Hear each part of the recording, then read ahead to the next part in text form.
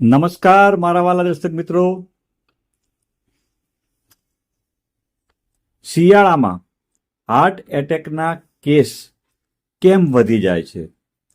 મિત્રો, why heart attack cases increase in winter.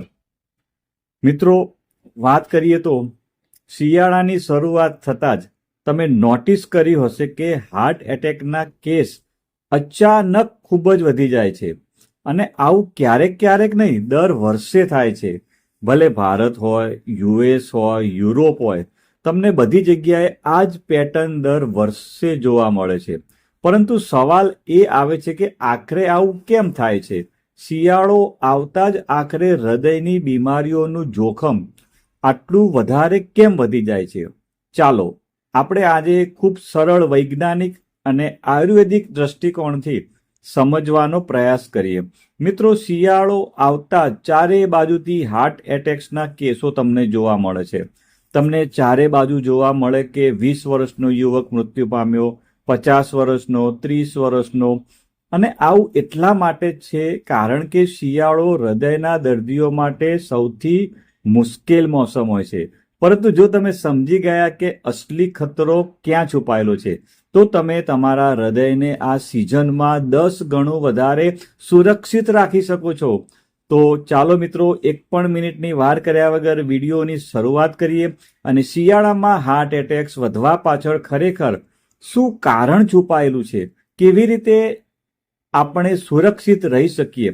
અને હું તમને ખાવાની તે 4 સૌથી ખરાબ વસ્તુઓ પણ જણાવીશ જે શિયાળાની મોસમમાં જોખમને વધારી દે છે.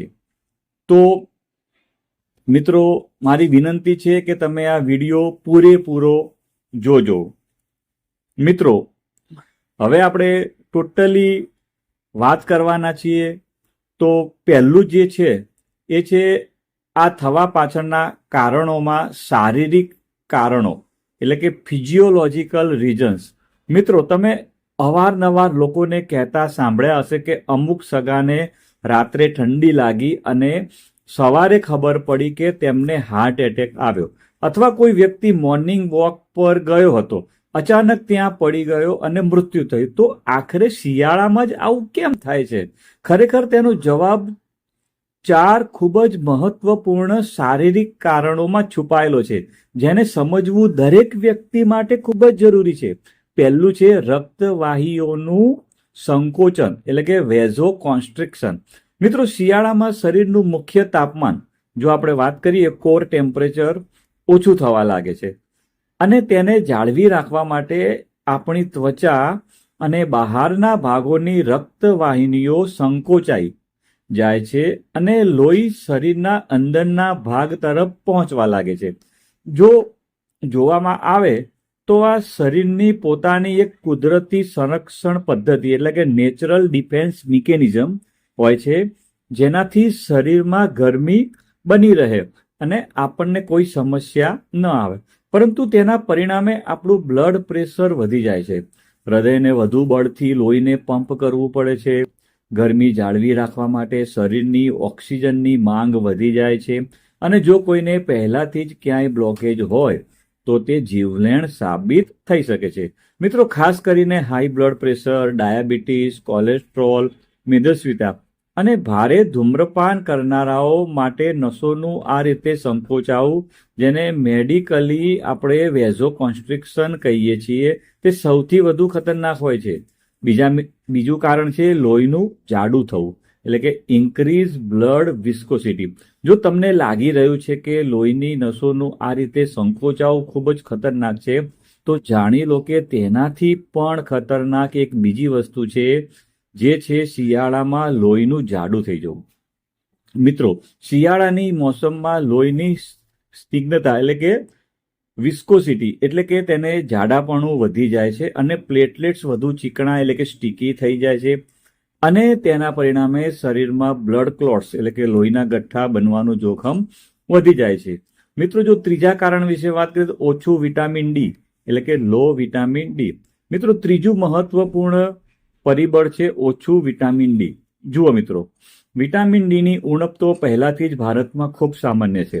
અને શિયાળામાં જ્યારે સૂરજ ઘણા દિવસો સુધી ઘણીવાર નથી નીકળતો અને આપણે પણ ઠંડીને કારણે બહાર નથી નીકળતા, તો ઓછું વિટામિન ડી હોવાથી શરીરમાં સોજો એટલે કે ઇન્ફ્લામેશન વધુ વધી જાય છે અને રક્તવાયુઓના અંદરનું સ્તર નબળું થઈ જાય છે. કોલેસ્ટ્રોલ પ્લાક અસ્થિર અનસ્ટેબલ થઈ જાય છે. જ્યારે આ પ્લાક અસ્થિર થઈ જાય છે તો તે ફાટી શકે છે અને પછી તેને સાજા કરવા માટે નસોની અંદર પ્લેટલેટ્સ આવીને જમા થવા લાગે છે અને ત્યાં તરત જ એક ગઠ્ઠો બની જાય છે, એટલે કે ક્લોટ થઈ જાય છે, જે અચાનક હાર્ટ એટેકનું સૌથી મોટું કારણ છે.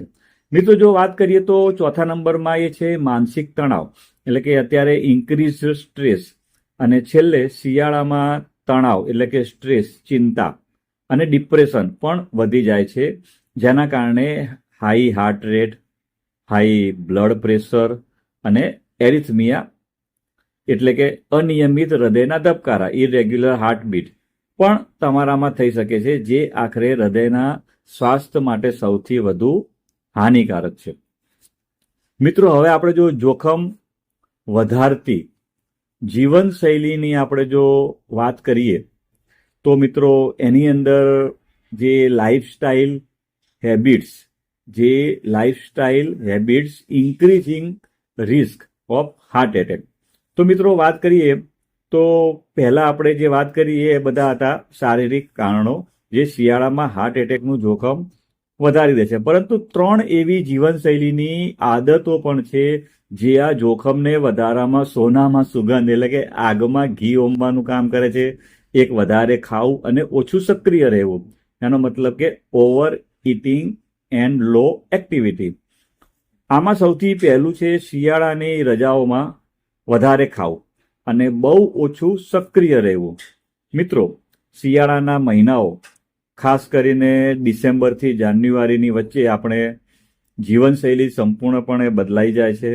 લગ્નની મોસમ હોય છે, પાર્ટીઓ ખૂબ જ હોય છે અને ઘી, ખાંડવાળી મીઠાઈઓ, નોનવેજ, ગ્રેવીઝ, તળેલી વસ્તુઓ આ બધું આપણા રૂટીનમાં જરૂર કરતાં વધારે વધી જાય છે. સાથે જ વાતાવરણ પણ ઠંડુ હોય છે અને આપણે ઘરની બહાર બિલકુલ પણ નથી નીકળતા. ચાલવું ફરવું પણ આપણું ઓછું થઈ જાય છે. મોર્નિંગ વોક તો આપણે છોડી જ દઈએ છીએ, જીમ જઈ શકતા નથી અને દિવસભર શરીરમાં એકદમ ધીમા મૂડમાં કામ કરીએ છીએ અને તેની સીધી અસર આપણા હૃદય પર પડે છે. ભારે ભોજનથી બ્લડ સુગર અને ટ્રાયગ્લિસરાઇડ વધી જાય છે.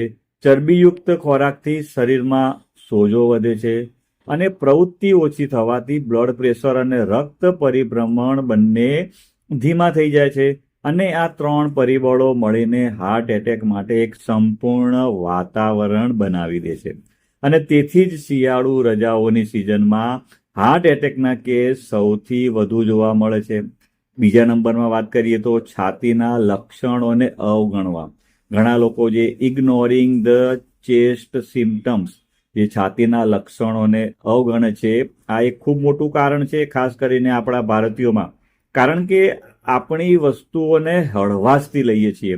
શિયાળામાં જો છાતી પર દબાણ, બળતરા, જકડાઈ જવું કે શ્વાસ ફૂલવાને લોકો ઘણીવાર કહેતા હોય છે કે ભાઈ ગેસ થઈ ગયો છે, એસિડિટી થઈ ગઈ છે, એમ કરીને એને અવગણી દે છે. ઘણા લોકો કહેતા હોય છે કે ઠંડીના કારણે કદાચ મારો શ્વાસ ભારે થઈ રહ્યો છે, શ્વાસ ફૂલી રહ્યો છે, મને એવી કોઈ તકલીફ નથી, અથવા કાલે થોડું મેં ભારે ખાવાનું ખાઈ લીધું હશે એટલે એના કારણે મારું પેટ ફૂલી રહ્યું છે, એના લીધે ગેસ બની રહ્યો છે અને આ જે મોસમ છે એના કારણે થાક તો રહે છે. તો મિત્રો, વાત એ છે કે આપણે વાસ્તવિક હાર્ટ એટેકના ચેતવણીના જે સંકેતોને અવગણી રહ્યા હોઈએ છીએ.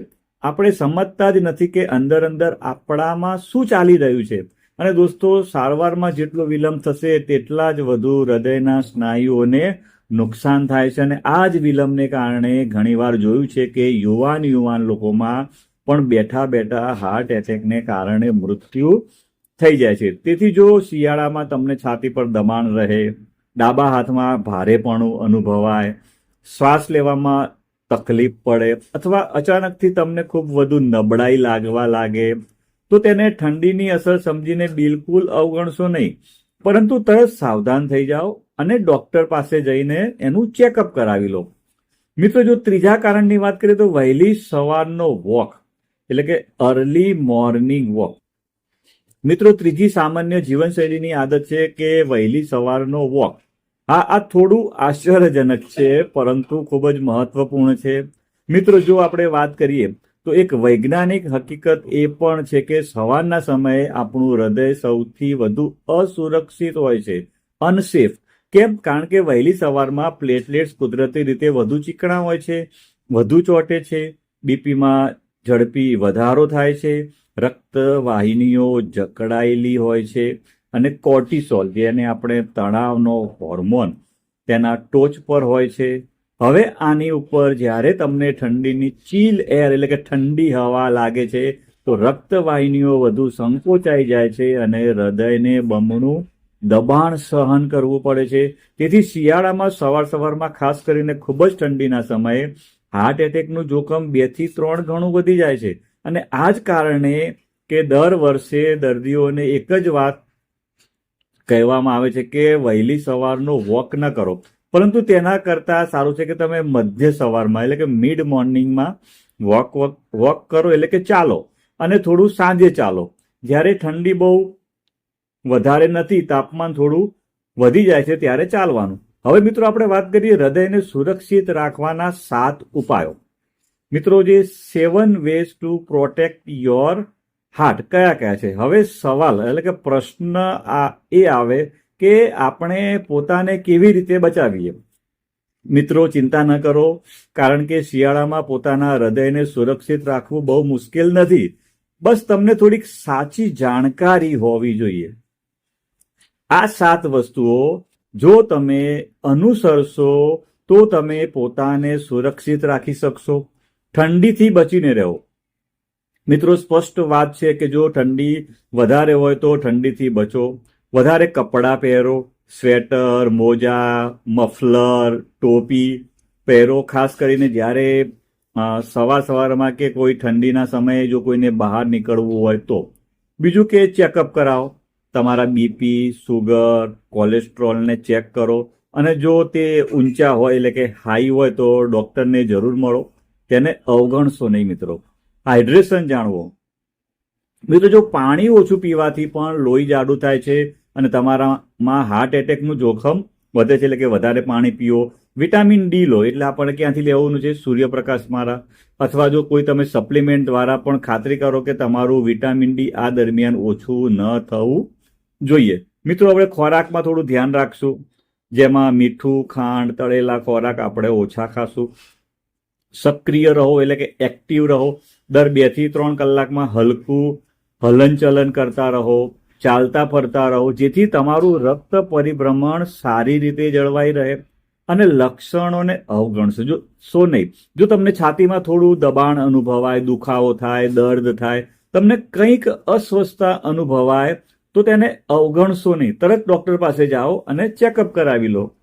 મિત્રો, આ 7 મુદ્દા હંમેશા યાદ રાખો અને પોતે પણ સમજો અને બીજા લોકોને પણ સમજાવો, જેથી આ સંદેશ વધુને વધુ લોકો સુધી પહોંચી શકે અને આપણો સમાજ, આપણો દેશ એ સુરક્ષિત રહી શકે. હવે મિત્રો, ખાસ વસ્તુ છે કે ટાળવા યોગ્ય 4 સામાન્ય ખોરાક, કે આપણે કયા સામાન્ય ખોરાકને આપણે ટાળવા જોઈએ. 4 કોમન ફૂડ્સ ટુ એવોઇડ. મિત્રો, હવે આપણે વાત કરીએ તો 4 સામાન્ય ખોરાકની જે આ શિયાળામાં ખૂબ વધારે ખવાય છે અને તેને આપણે ઘણીવાર હેલ્ધી સમજીએ છીએ, તેવું વિચારીને આપણે ખાઈએ છીએ. આ સારી વસ્તુ છે, પણ તે ઘણીવાર શિયાળામાં આપણા માટે ફાયદો ઓછો અને નુકસાન વધારે કરી જાય છે. પહેલી નંબરની વસ્તુ છે મિત્રો, ગાજરનો હલવો. મિત્રો, બધાને ખૂબ જ ભાવે છે ગાજરનો હલવો. શિયાળામાં આપણે ખૂબ જ શોખથી ખાઈએ છીએ. તે આપણા બધાનો પ્રિય હોય છે, પરંતુ તેમાં સમસ્યા એ છે કે તેમાં માવો, ઘી અને ખાંડ આ 3 વસ્તુઓ ખૂબ વધારે ઊંચી માત્રામાં હોય છે. તેનાથી બ્લડ સુગર, એલડીએલ, કોલેસ્ટ્રોલ અને ઇન્ફ્લામેશન આ 3 પરિબળો વધી જાય છે. તેનાથી આપણું લોહી જાડું થઈ જાય છે, જેનાથી હૃદય પર તણાવ પડે છે. તેથી ગાજરનો હલવો તમે ક્યારેક એકાદ ચમચી ચાખી લો પણ નિયમિતપણે તે વિચારીને ખાવો કે તેમાં ગાજર છે, હેલ્ધી છે, વિટામિન એ છે. તો આ એક ખોટી ધારણા છે જે ઘણીવાર લોકોના મનમાં રહે છે. તો વધારે ન ખાઓ, તેને મર્યાદામાં ખાઓ.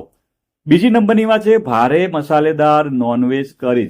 જે લોકો જેઓ નોનવેજ ખાતા હોય તે લોકો માટે છે, જેમ કે મટન, રોગન જોશ, નિહારી, બટર ચિકન.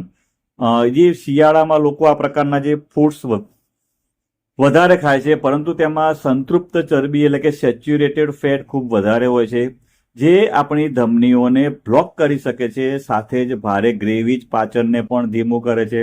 અને ફરીથી ગરમ કરેલું તેલ એટલે કે રીહીટેડ ઓઇલ, જેમાં ચિકન ફ્રાય વગેરે હોય છે, તે ઝેરી ઉત્પાદનો એટલે કે ટોક્સિક બાય પ્રોડક્ટ્સ બનાવે છે, જે આપણા લોહીની અંદર હોમોસિસ્ટીનને વધારી શકે છે, જે ક્લોટ્સ બનાવવાની જે શક્યતાઓને અનેક ગણી વધારી દેતા હોય. તેથી ક્યારેક ક્યારેક બરાબર છે, પણ આ વસ્તુઓ ન ખાવી જોઈએ. તો આ ગરમ વસ્તુઓ છે, શિયાળામાં ફાયદો કરે છે, તેનાથી તાકાત આવે છે. તો આ એક ના સમજભરી વાત છે, તેનાથી તમારે બચવું જોઈએ જે લોકો નોનવેજ છે. ત્રીજા નંબરમાં વાત છે કે જે લોકો ડીપ ફ્રાઈડ ફૂડ ખાતા હોય, જેમ કે સમોસા છે, કચોરી છે, પકોડા છે.